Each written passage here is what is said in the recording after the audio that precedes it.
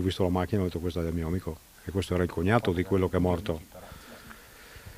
L'ho chiamato al telefono e mi ha risposto e mi fa tirami fuori di qua, tirami fuori. Ho detto ma come faccio a venire a tirarti fuori che c'è tutto, è crollato tutto, ma tirami fuori, 3 volte me l'ha detto. Le urla disperate che echeggiavano in via Sattarini erano quelle di Roberto Sartori, uno dei superstiti della tragica esplosione avvenuta a Negrar di Valpollicella, nella frazione collinale di Prun, paese di 500 anime.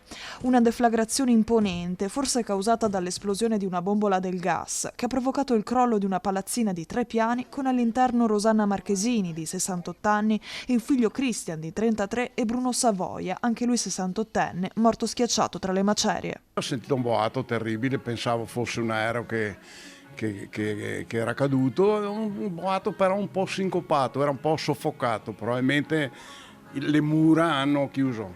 Siamo corsi là immediatamente un nuvolone appena di polvere, appena che si è disperso abbiamo visto il disastro. Rosanna, il figlio Christian e il cognato Roberto sono sopravvissuti per miracolo, così lo ha definito il sindaco di Negrar, Fausto Rossignoli, e ora si trovano all'ospedale Borgo Trento fortunatamente fuori pericolo.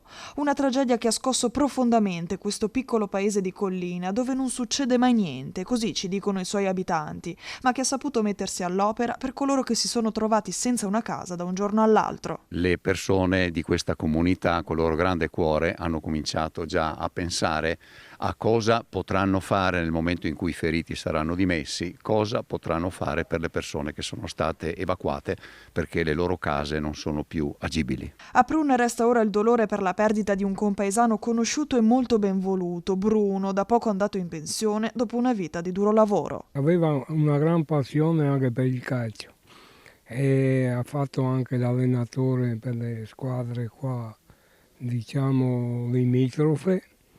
Era una passione condivisa anche con me.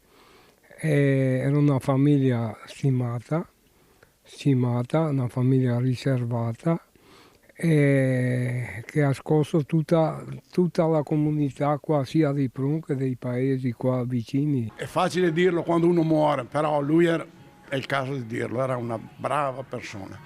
Purtroppo 60, appena andato in pensione, eccetera, quindi è stato un dramma mica da poco.